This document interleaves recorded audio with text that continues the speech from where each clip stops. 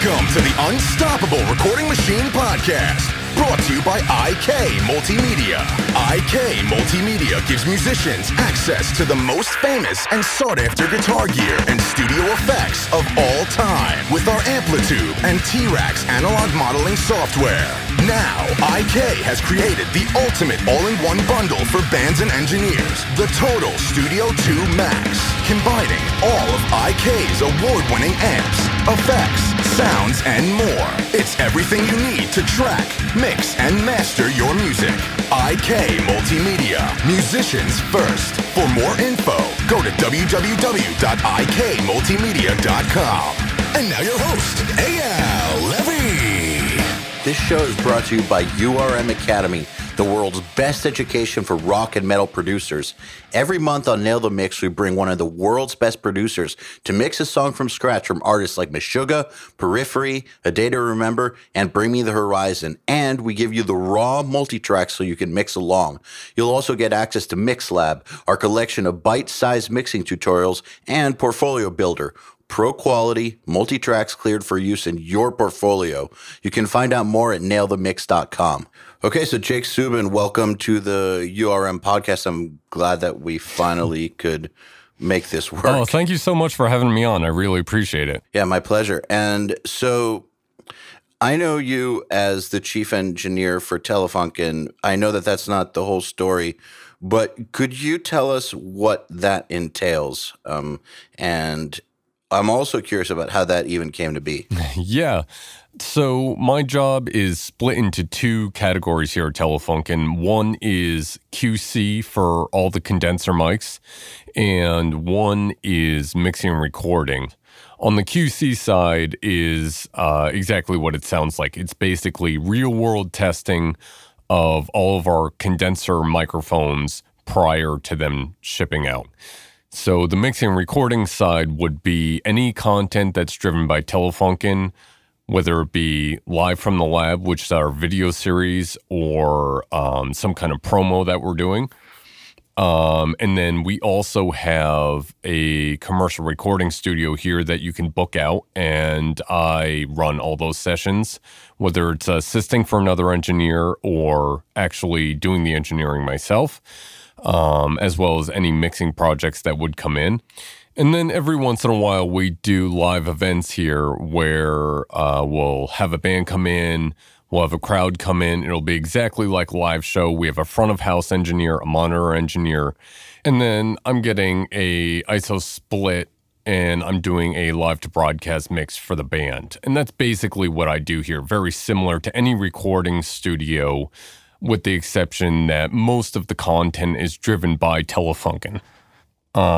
Which is obviously, it doesn't need to be said, but which is obviously a classic company that has a huge array of products, not just microphones. Yeah, for sure. So, So we have microphones, headphones, DIs, and we're in those situations, we're able to, like the Live in the Lab series or the live events or any other content that we're driving, we're able to take those products and test them real world.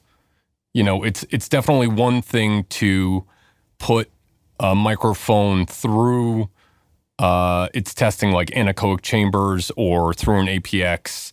You know, any kind of like mathematical testing or theoretical testing, or even practical, electrical testing, but it's a completely different thing to put it in a real world situation. It's interesting that you say that, and I'm probably going to get blasted by someone on your staff for saying this, but I've just noticed that there's a lot of up-and-coming engineers that will look at the spec sheets for a product, be it a microphone or a A to D converter, and they will go just by what's on the spec sheets. And so if one piece of gear's specs match another piece of gear specs, they'll believe that there's no difference, when in reality, anyone who makes records and who has any sort of an ear will tell you there's a major difference, especially with converters. And you will see people go to war about this topic online, especially.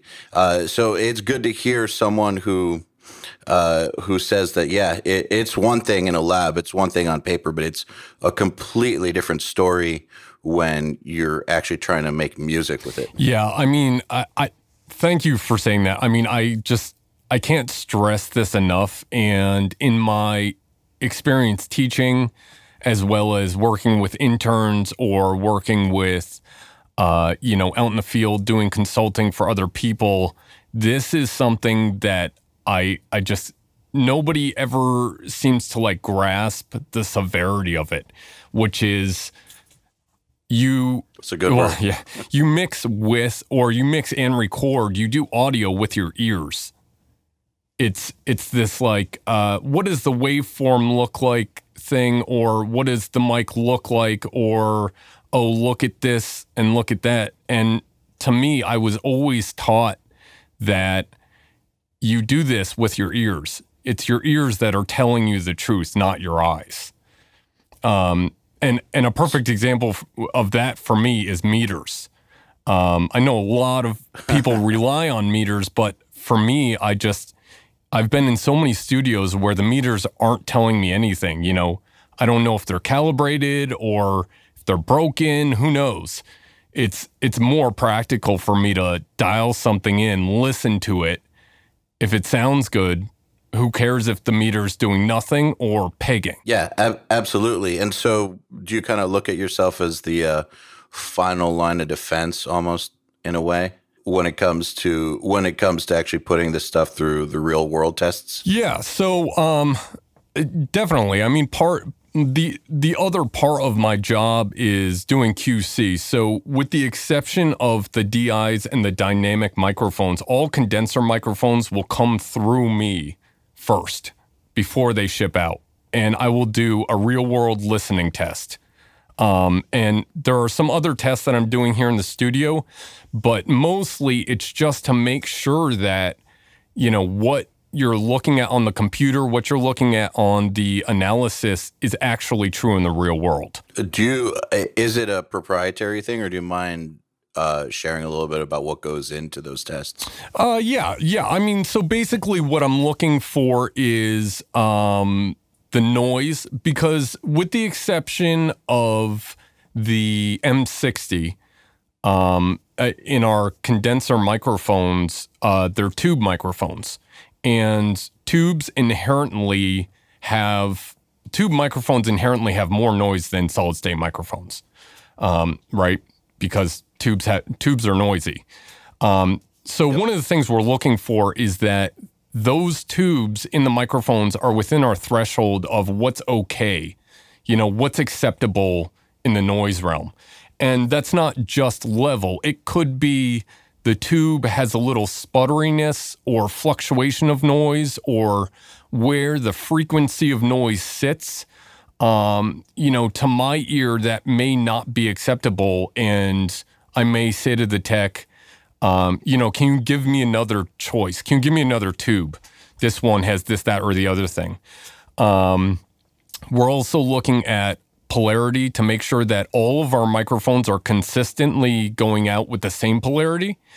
And that decision was made prior to me coming here, like what the polarity should be. And then we're just for consistency reasons? Yeah, for sure. And, because we want to make sure that, if you buy, let's say you buy a stereo pack from us, or you buy, multiple mics from us, they're not, one's one polarity and the other's the other polarity, and you get them in, you're like, why don't these work? What's going on? Why is everything so thin? And, it's easier for us to ensure the highest possible quality. The classic issue when you go about buying, Chinese-made tube mics on the internet. Absolutely. Yeah, no, for sure. Never know what you're getting. Exactly. And we want to ensure that, we don't want to turn out products that you have to guess and you have to be worried about. And is this actually that? No. We want you to get that microphone. It sounds great right off the bat. It's going to work. you know everything's correct. You can just plug it in and go. So how many times will you sometimes send something back? I'm just curious because I've seen software creation, for instance, and I know that it can just take years longer than people expect just because of these bugs. And to the end user, it's, you know, it's frustrating, but to the people making it, you know, they're just trying to get it right and refusing to release something that's going to just break or spit out wildly different things based on randomness.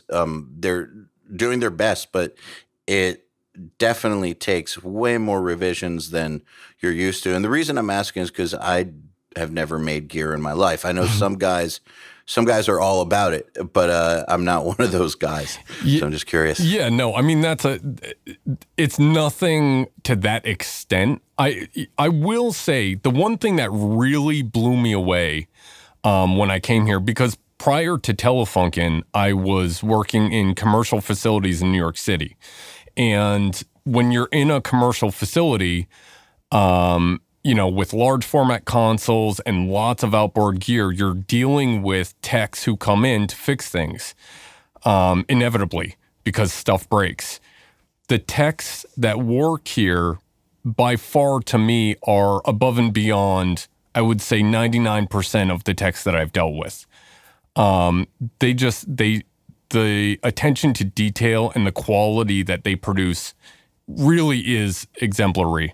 So as far as what I fail is very, very small. And they've come to learn kind of through their own testing and the back and forth between us, because it's not a wall, right? It's a team effort to try to turn these things out. So I learn from them.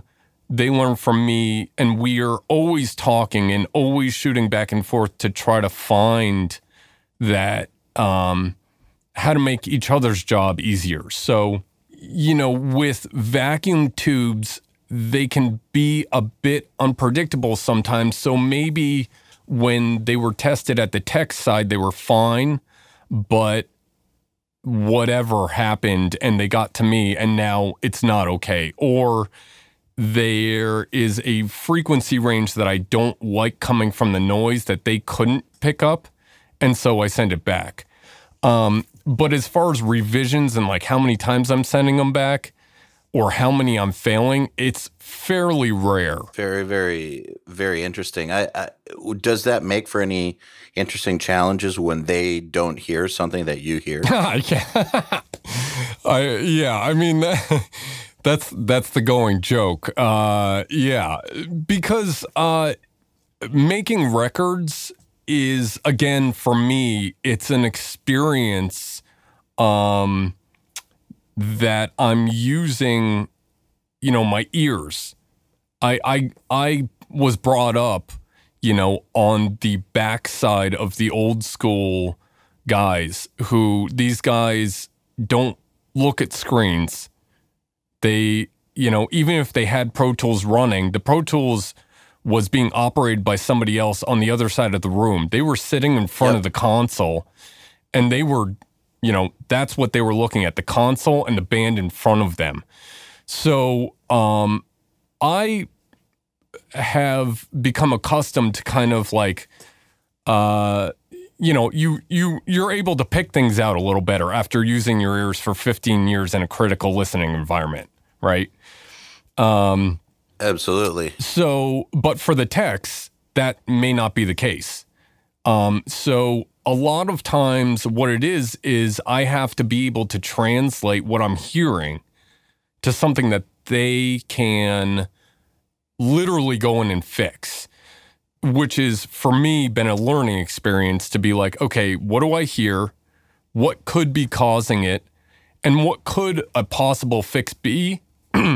Present that to them, and then they can take it from there. That's really, really interesting to me. So you worked in a commercial facility, and I know that facilities, and I know that you're freelance engineer as well as your gig for Telefunken. So I'm assuming that a big part of your stuff outside of Telefunken involves explaining to artists how to change something or fix something that you hear in one way that they may or may not understand. How does it differ between communicating that with, like, say, your studio clients versus techs at a major microphone company? Well, thankfully, a lot of the techs here are musicians. So not as different as you may think. I think the things, when you're making a record, what I found is that there's not as much.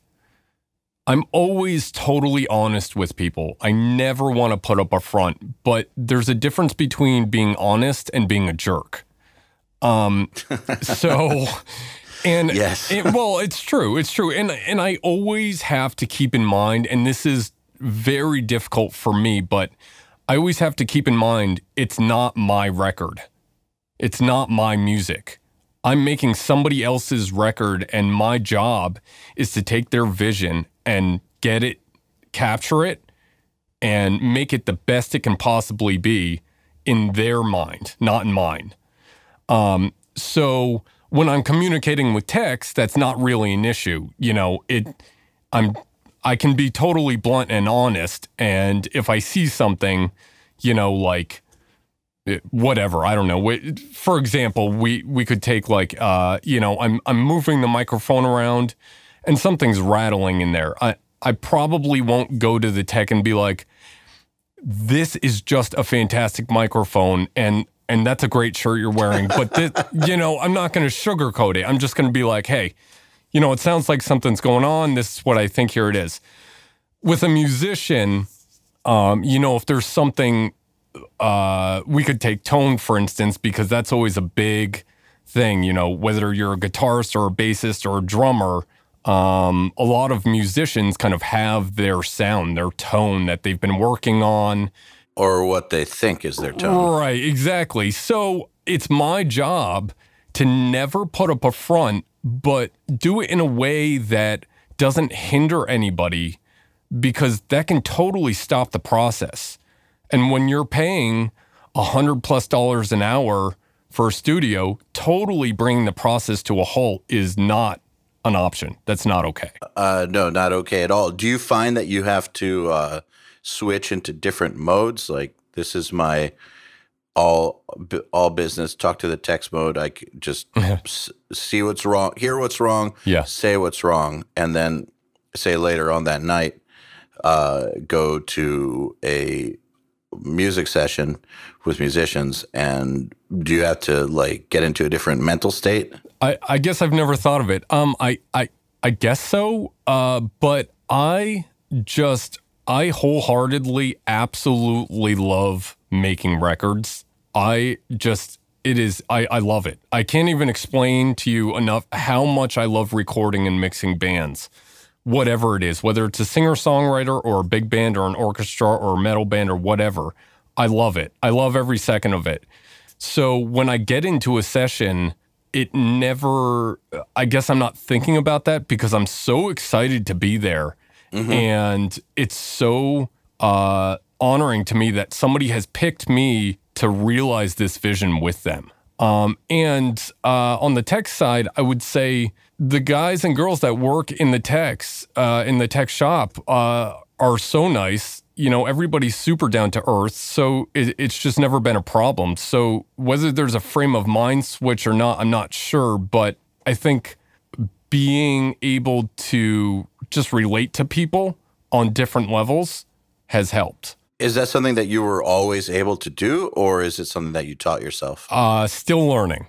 Good answer. And did you always want to be an engineer? No. And you know what? Your podcast I've listened to a lot. And other podcasts I've listened to, other audio podcasts I've listened to a lot. And the one thing that I keep hearing that I really feel like I missed out on is people keep saying, you know, when I was a kid, I played in bands and like we went on tour and I got signed and you know, whatever. Either I was really interested in the studio or we needed to record an album and I was the guy who happened to know a little bit, so I jumped on. Yeah, that's a common story. Yeah, that was not me. I was a percussionist growing up. I played drums, and I played clarinet, in like, school band. And I played drums in some bands, but wasn't really serious. Music was always a love for me, but I didn't have that seriousness that I hear from people on the podcast typically. That's interesting, though. 2 in a row now who did not start off that way. I just spoke to a guy named Andy Marsh. He plays guitar for a band called Thy Art Is Murder, and he's just a genius of a guy who has just accomplished so many goals he set out for himself. But one of them did not used to be music. He only really discovered it when he was at the tail end of high school, actually, and early college. Yeah, so right. To each their own. Yeah, exactly. I mean, my first pass at life was working with children. So, nothing to do with music at all. I was about to say, that's not that different than working with bands. Oh, no, not at all. I mean, right. If anything, that helped me get along a little bit. So, but yeah, when I got into college, I got a chance to go to college for engineering. And that's really where I hit the ground running. This story I also hear, but, in college, you get free studio time. So I just spent every single waking minute in the studio, recording bands and playing with the gear, figuring out what it did. I got the chance to rebuild a console, MCI JH600. So I got all these great opportunities in college to really immerse myself in the studio without having to worry about the per hour rate or anything like that that's really putting pressure on. I was recording bands for free. And it was okay to mess up. It was okay to make mistakes. It was the safe place per se. How did you get to that though? How did you decide you wanted to study engineering? Because that's not just like a normal degree that you get at a college. It's a very tough degree. Yeah. I mean, so my degree is in audio engineering, and the program that I went to, it's a mix of audio and electrical. And I was applying to, so that college, I worked at the radio station at that college, which we were talking about earlier. The program came up because I was applying to other programs, actually for master's degree. And I was not married. I had no kids. And I just thought, why not? Go for it. If you get in, great. If not, who cares? But if you get in, you can try this thing. If it doesn't work or you hate it, you have something to fall back on. You can do something else, but it's part of life is getting that, going out and kind of stepping outside your box a little bit. Even if you're not really sure if it's going to work. If you do it, you succeed, or you have a very good chance of succeeding. If you don't do it, you have zero chance of succeeding, right? You basically write in your own fate by not trying. Mm-hmm. Yeah, exactly. So, and like I said, I loved music as a kid, and I loved music growing up. I have no musical relatives at all. Zero. None of my family was in music.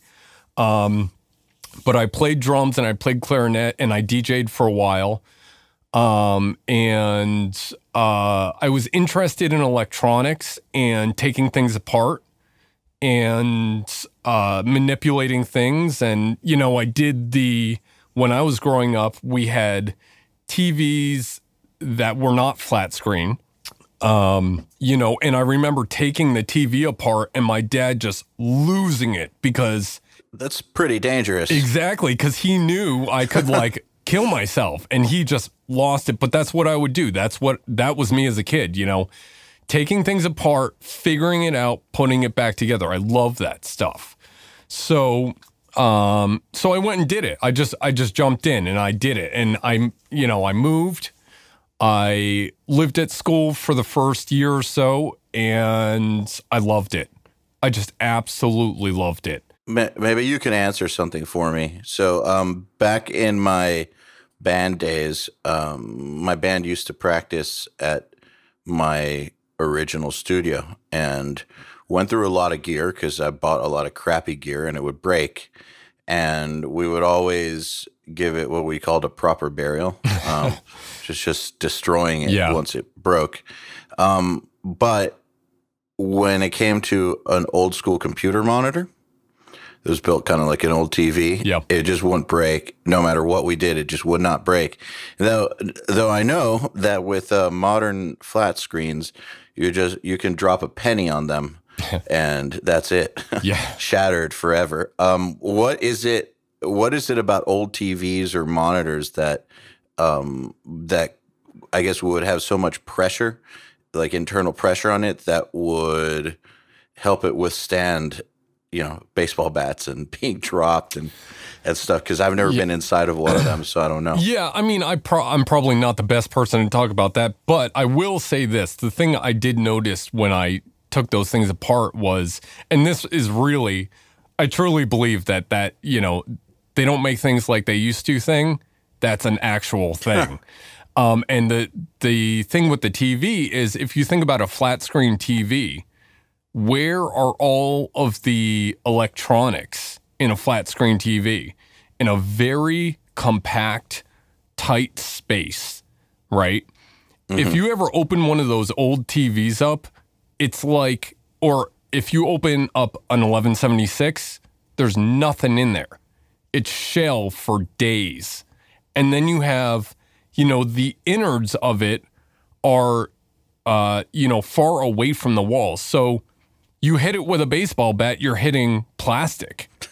You hit a flat screen TV with a baseball bat, you're probably crushing something in there. Yeah, done for. Right, exactly. And I do not recommend it, but super fun. Yeah. Don't do it. The only time that we would do it was if a piece of gear was just dead. Yeah. Like, well, you gotta do it once in your life. But again, we don't recommend that.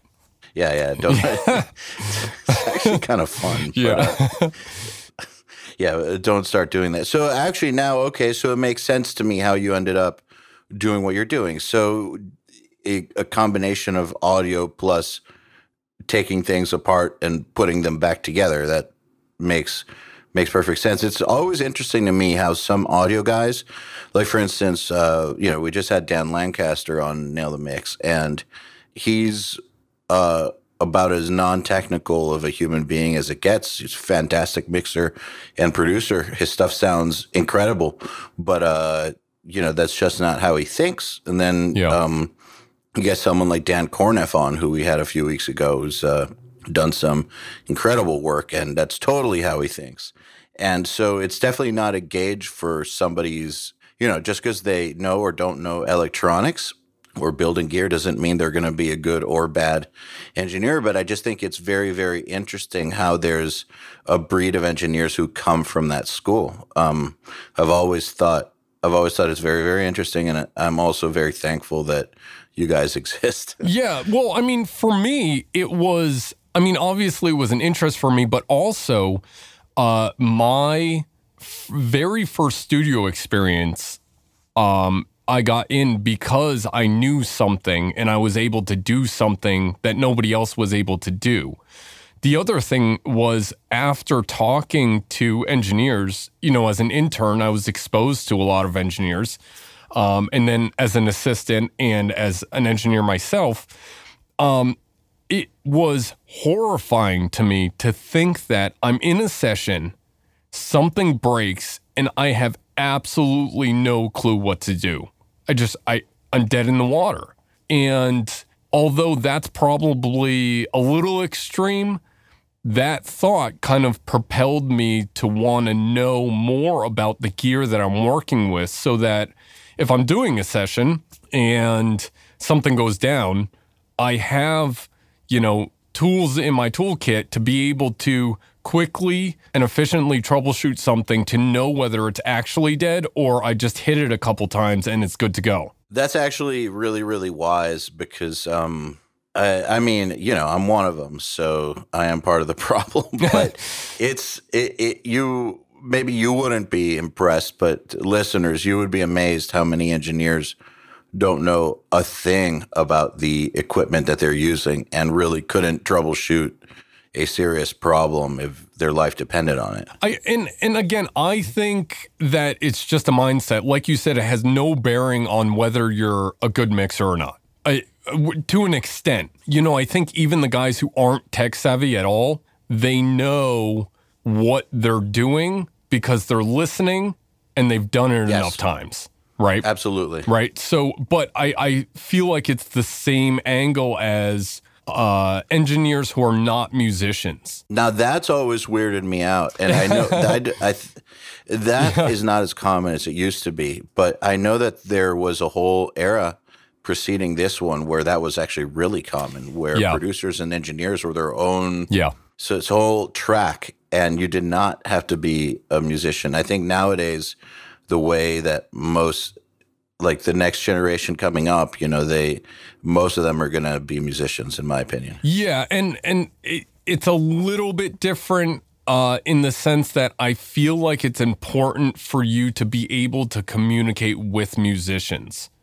If you have zero idea, it's going to be very difficult for you to have an efficient session with a band.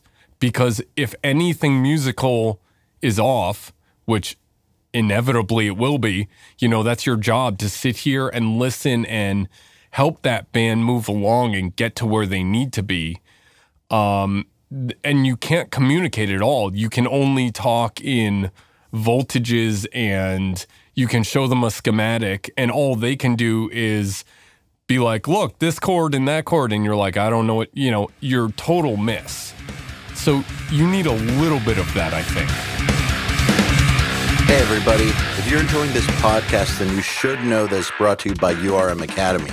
URM Academy's mission is to create the next generation of audio professionals by giving them the inspiration and information to hone their craft and build a career doing what they love. You've probably heard me talk about Nail the Mix before, and if you're a member, you already know how amazing it is. At the beginning of the month, Nail the Mix members get the raw multi-tracks to a new song by artists like Bring Me the Horizon, Gojira, Asking Alexandria, Machine Head, and Papa Roach, among many, many others. Then, at the end of the month, the producer who mixed it comes on and does a live streaming walkthrough of exactly how they mixed the song on the album and takes your questions live on air. You'll also get access to MixLab, our collection of dozens of bite-sized mixing tutorials that cover all the basics, as well as Portfolio Builder, which is a library of pro-quality multi-tracks cleared for your use in your portfolio, so your career will never again be held back by the quality of your source material. And for those who really want to step up their game, we have another membership tier called URM Enhanced, which includes everything I already told you about and access to our massive library of fast tracks, which are deep, super detailed courses on intermediate and advanced topics like gain staging, mastering, low end, and so forth. It's over 40 hours of content, and man, let me tell you, this stuff is just insanely detailed. Enhanced members also get access to one-on-one office hour sessions with us and Mix Rescue, which is where we open up one of your mixes on a live video stream, fix it up, and talk you through exactly what we're doing at every step. So if any of that sounds interesting to you, if you're ready to level up your mixing skills and your audio career, head over to urmacademy.com to find out more. Absolutely. When I think it was okay, where you could get away with it in the older days, was when you had way more different jobs. Well, you had the split. Like a producer was, was just a producer. Engineer was just an engineer. Yeah. Yeah, and those are the sessions to me that really I love. That's how I want to work. I know it's very old. Well, I shouldn't say that. I don't know if it's very old school. It still exists. It still exists. It does, because I do it a lot. But to me, it the way I think about it is, if my job is to do things like hold down the session technically, make mic choices, make gear choices, make sure sonically everything is happening. And then I have next to me a producer who's doing things like, was that the right take? Where were the misses in that take? Was somebody sharp? Was somebody flat? Should we try a different chord here? Should you play open so that you get a bigger sound? Whatever. If we are splitting the duties, then neither one of us has to work double time on anything, and that to me makes both of our jobs a little bit easier and frees us up to be a little bit more creative. I was about to say, it's not just that it's easier, it's that it's in lots of ways more effective. Mm-hmm. Yeah, no, absolutely. But it's not as prevalent these days, I don't think. It's not as prevalent, but one thing, or one of the main things that we tell people, though, is that even if you're not able to have that kind of situation, you should create as much of that kind of situation in your workflow as possible. Like, for instance, when mixing, do the technical setup stuff on a different day, or at least a different session, so that you can get into the creative mindset and not have anything technical getting in your way. And so that when you are in the technical mindset, you can just zone in on that and not have to worry about, the feel of the song or something. Yeah, I mean, I would say that for me, it's a little bit different, but when I mix a record, that is 100% true. It's very difficult for me to go through and clean a session and, make sure everything's right and arrange everything and color code and labeled tracks and then go right into mixing. My mind just can't shift quite that fast. I need a little bit of separation. So usually what I'll do is I'll do those two things on different days.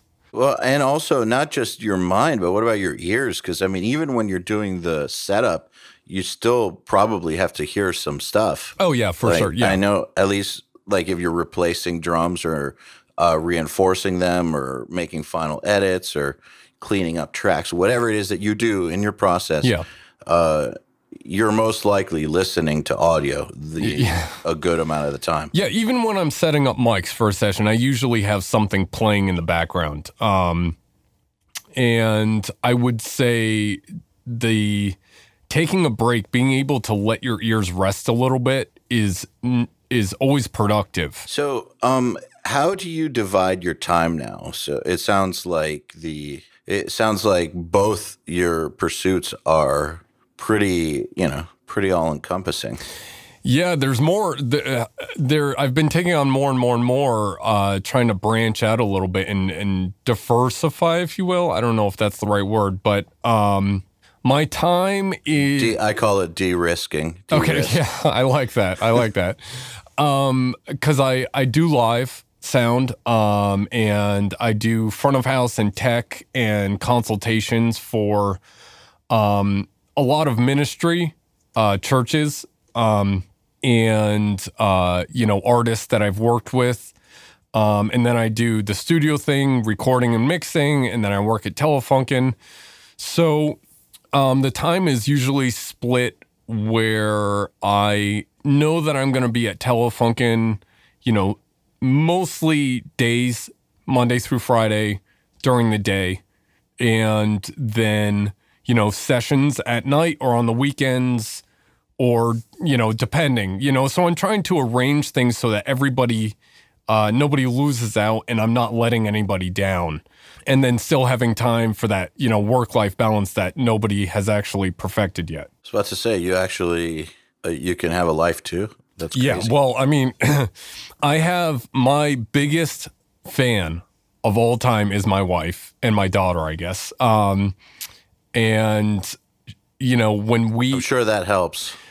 I mean, look, I've met, I won't say any names, but I met this guy who we recorded an album together, and I met his wife, and all she could talk about was how much she hated this guy's music. And I just couldn't. Wow. I couldn't That's even so brutal. Well, I couldn't even imagine it. Like, I could not imagine it. And I was fortunate enough to meet my wife through music. And she has just always been 100% on board, nothing less. So wait. So his wife it wasn't even like, I hate that he works so much. Oh, no. No. Like, or it was like his music sucks? Well, I think it was more like he had not divvied out the priorities well, and he had, spent so much time on his music that she now hated the music instead of hating him. So we would go, I would say, I see. I would say something like, we're going to be in the studio this weekend. Are you going to swing by and, take a listen and hang out? And she's like, no, I would never. No, I'm not going to do that.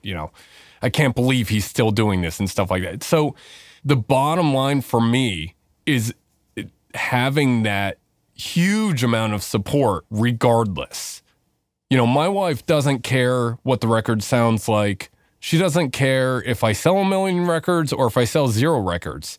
She's always going to be my fan. She's always going to support me because that's how we do. That's incredible. I kind of wish everybody who took it upon themselves to make a creative field their job had that. Me too. Definitely would make their lives a lot easier. I would not be doing what I'm doing right now without her. There's no question.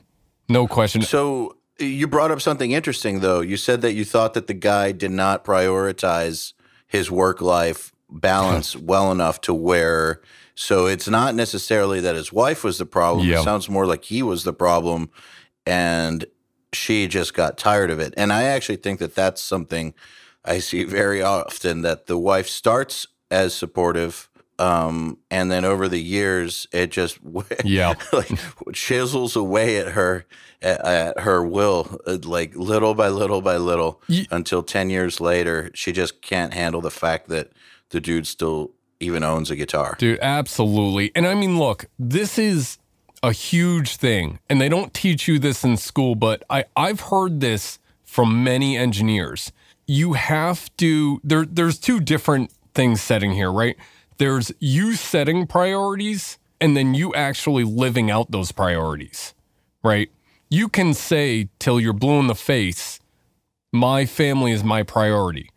But if you're in the studio 24/7 for the next 10 years and you miss every birthday and every anniversary and every Christmas and every whatever, then clearly they're not the priority.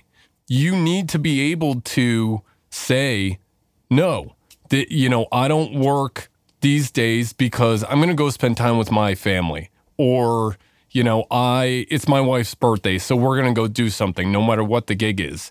And alternately, on the other side, my wife knows that when I say I'm going to be home at 6, that probably means like 1 or 2 in the morning. Right.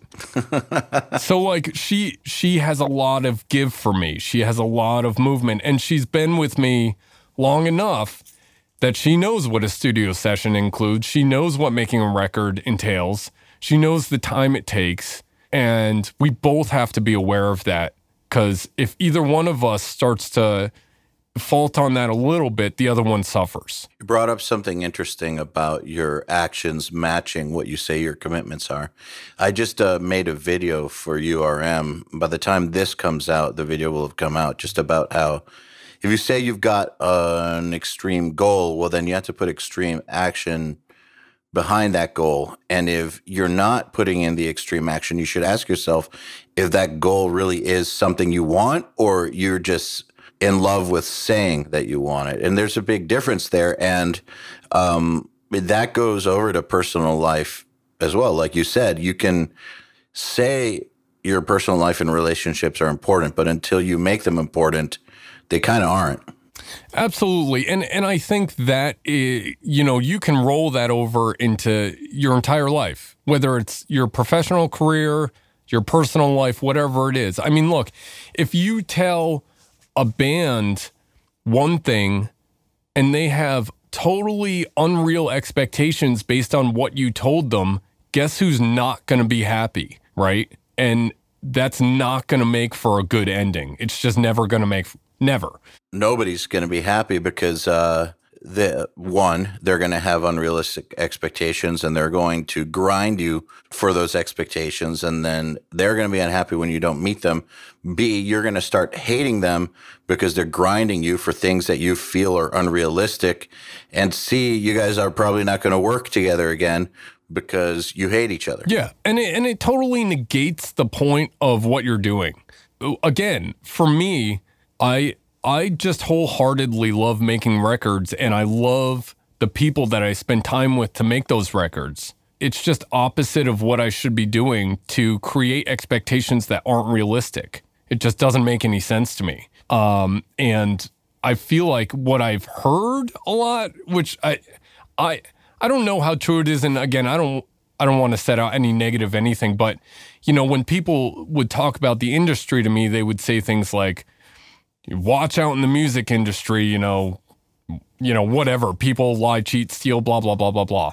I haven't experienced that, but I think it's really what you make of it, you know? I mean, how's that different than any other industry? Well, it's just people. Exactly.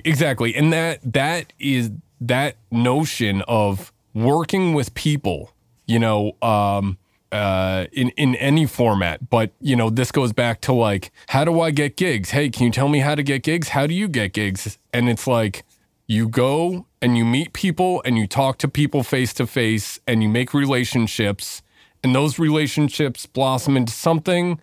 And then you're in the studio, and while you're in the studio, you're forming more relationships and you're talking to people and you're having conversations. It's the human element. Absolutely. And not to mention you're wowing with your work the entire time. Well, right. I mean, look, Dave Pensato, do you know him? Not personally, but you know the name. No. I don't know him personally, but he's definitely one of the guys that started the whole online audio education thing that we now have built a whole company off of. Like that's right. He was one of the guys who was doing it, even though it was for free on YouTube. Right. He's one of the guys who was doing it before it became a thing. You know, exactly. So of course. Yeah. So I was at a workshop with him in Nashville at Blackbird, and he said something that was totally not life-changing, but very, very important to me, which I kind of knew already, which is that being a good engineer is a given. Yep, it's assumed. You don't get any points for being a good engineer. If you're not a good engineer, you may lose a little bit, but when you walk into a big session or any session and you're not a good engineer, that's just one of those things that you have to be. That's the starting point, right? And that is, you know, how do you get that? Well, you do things like, you know, I was talking about, I did all this free work in college for 4 years. I recorded bands for free. That's how you get that experience. And then you go and you be an intern.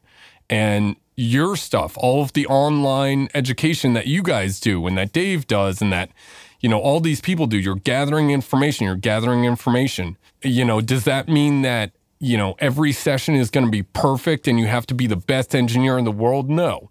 But you have to walk in and be able to have a session that's efficient and it's not wasting people's time, and you're getting done something that's being progressive, right? Actually, trying to be the best engineer in the world is sometimes counterproductive. Oh, for sure.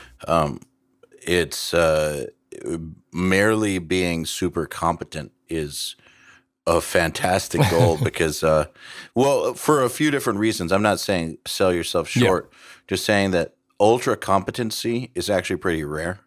And if you can achieve ultra competency, the byproduct is you probably will be one of the best if in your region at the very least. Ultra competency is not as common as people may think, but I feel like that should be the goal because it's almost like you can take ultra competency and map that into tangible things. Like, what does it mean? Like maybe it means I need to become an incredible drum editor. Which DAWs do I need to become an incredible drum editor on? Which drum editors do I know? How fast do they normally move? Do they use macros? All these questions that you can answer yes, no, okay, I'll do this, this, and this, as opposed to just thinking to yourself, I'm going to be amazing or something. Yeah, and one of the things that I do love about this industry in particular, which I guess again you could really fold out into any industry, but this one in particular is that I am always learning. constantly learning, right? It's just a repeated, every session trying to take something in, no matter how small it is, because that is what is going to make you better in the end. Did you ever have a time period where you were like, yeah, I'm good? Like, no, never. I don't need that info, no, right? No. And do you know any great engineers who have ever even given that off? No, no. That sounds like a yes. Yeah. I'm gonna say no, but what I will say is I have heard some engineers talk well in their right to be like to be a little cocky per se. Well in their right is not what I mean. I don't, like one thing is if you do great work and the world agrees that you do great work. Yeah.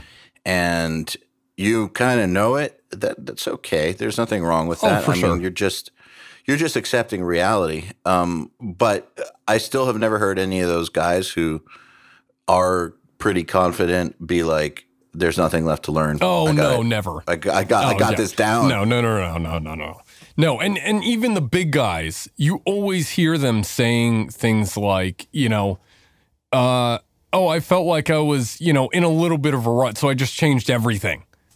I just went for it. I hear that all the time. Yeah, so no, absolutely not. It's a lifelong pursuit of learning, for sure. How do you go about learning now? Because it's we're talking about balance now. Where do you find time for that, or is it just built in?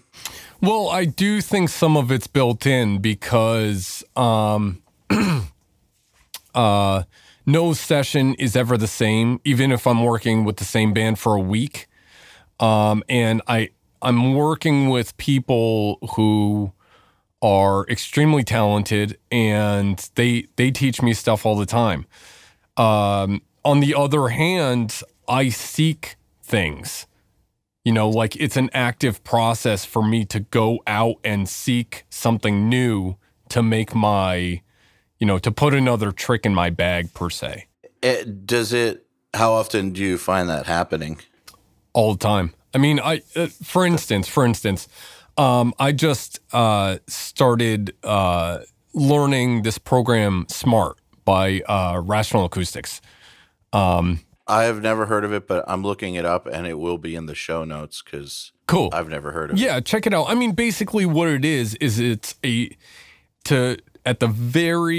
is like a huge 30,000 foot view, but it's basically software that we use to tune rooms, and it gives you, it's just massive. You have to check it out. But basically what I use it for is to tune live PAs and to tune studios. So it will tell me, it'll tell me a lot of things, but the immediate things that I want to know are phase coherency, the frequency response of the room in a real-time graphical layout, the impulse. So how, let's say one speaker is arriving at me a millisecond later than the other speaker. That's important for me to know because that can have a whole host of problems along with it, like comb filtering or phase anomalies or all that stuff. So I'm learning this program so that I can better tune PA systems. So when I do live shows, I can have it running live, and I have the RTA running, and I have a transfer curve. So I know about where I want to be. So even if I don't know the room very well, I can graphically see what's happening in the room. And that, with a combination of me literally listening to what's happening, I can usually avoid things like feedback problems, phase anomalies, too much low end, stuff like that. I'm actually looking at it right now. Smaart with 2 A's. Yes. This program looks incredible, actually. Oh, it's enormous. It's just a fantastic program. I can't say enough about it. And I've just scratched the surface. I've been using it for about 2 months now. And it's just been huge. The work has, just been really enlightening to me. You know, this makes me think of something, because this basically what you're describing is the exact opposite of stagnation. You know, always, I really do believe that if you stay in the same spot, you die, you evolve in reverse. I agree.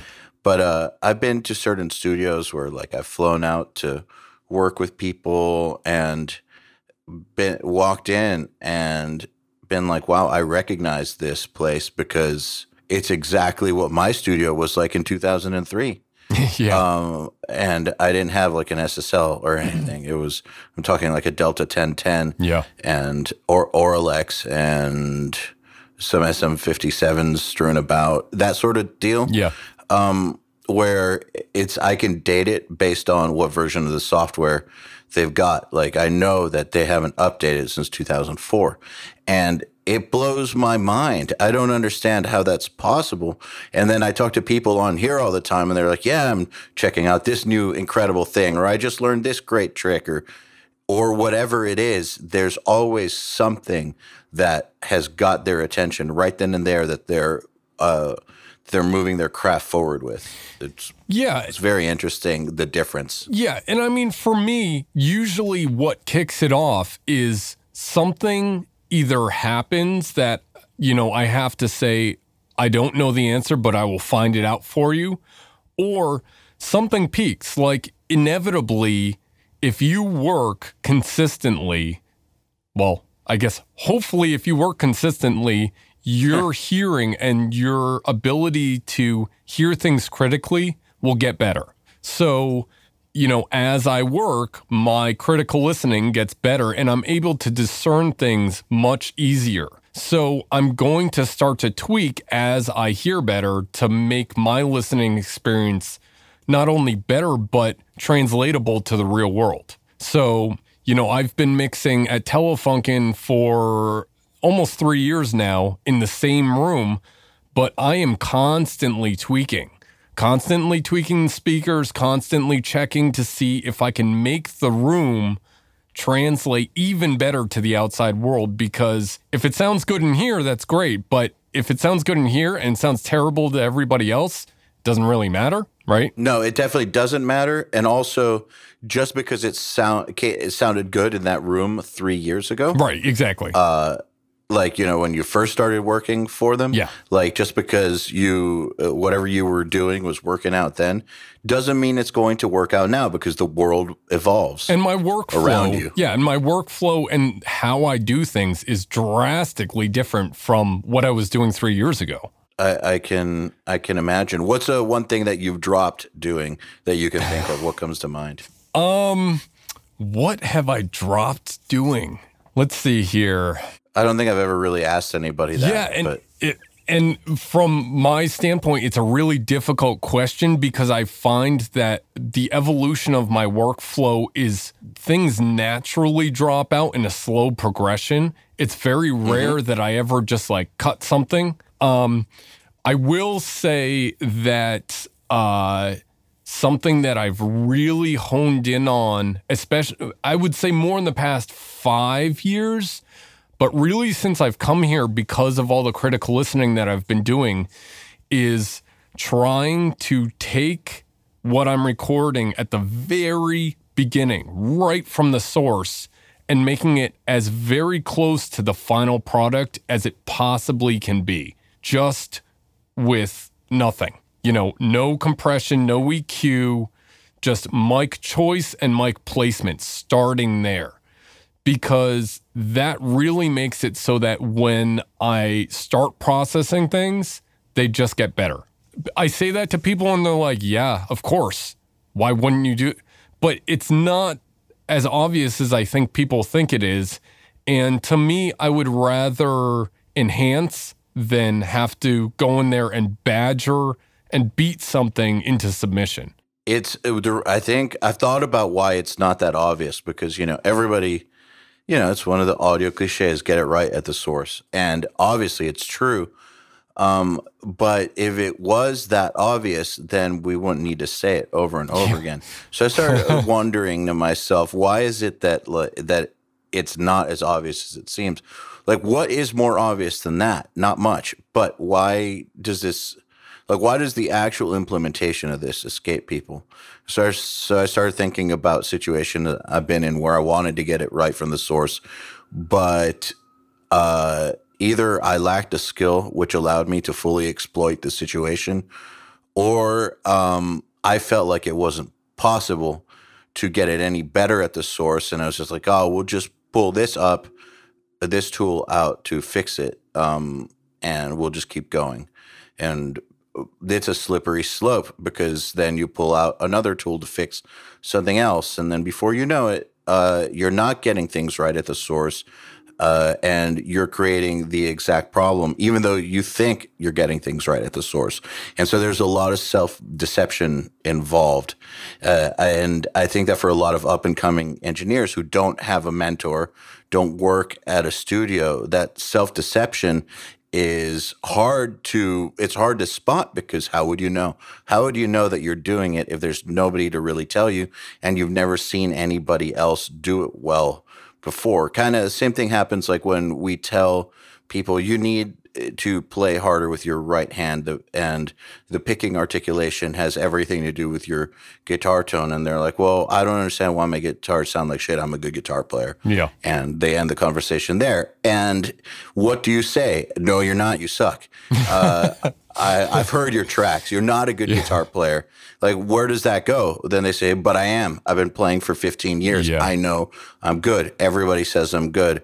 I'm fucking good. Fuck you. Yeah. And then it's, where exactly do you go? Unless that exact person is brought into, like, you know, a boot camp or a seminar, or they get an internship, or they get to work with really, really great guitar players, or they get a guitar teacher. Imagine that. And just somehow get shown by other people that their right hand technique is atrocious. And if you just move the pick over to this angle, it's going to solve everything, or whatever it might be. Like, stop death gripping with your left hand, whatever it might be. I think that lots of these things are they're just tough to grasp on your own if you don't have a frame of reference. And so that frame of reference, I think, is what throws everyone off. Yeah, and I mean, look, by no stretch of the imagination do I have this nailed, packed down. And there are right, and hundreds upon thousands of things that could make your source not good right from the start. Everything from whatever, the player, the instrument, the room, the signal chain, whatever it is.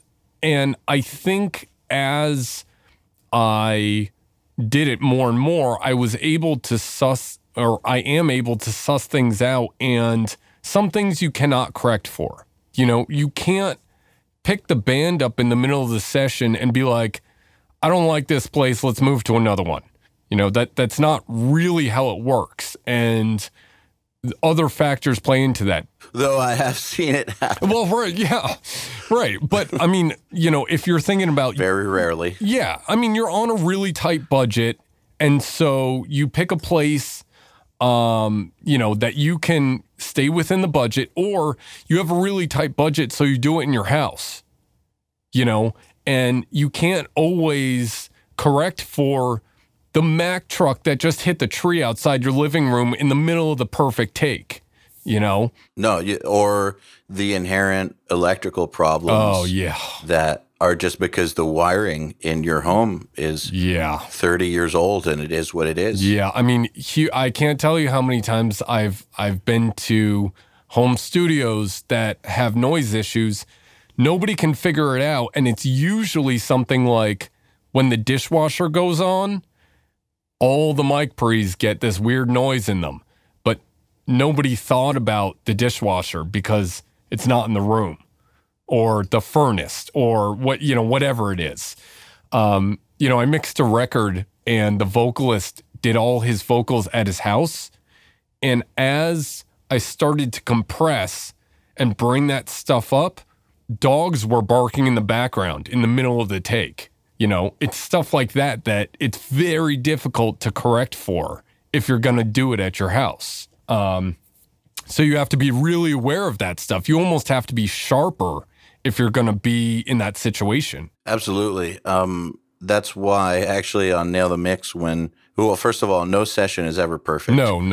It doesn't matter who recorded it. No. It's never perfect. But when we send people stuff, we send them what we got from the mixers and the band. So it is what it is. Like, that's what got released. And oftentimes there will be like a bad edit here, a bad edit there, something that got through, and that's a normal part of life. And some people complain about it, and we always tell them, look, man, that's actually far more beneficial to you than if we were to send you something that was 100% pre-cleaned and perfect, because real life will never be that way.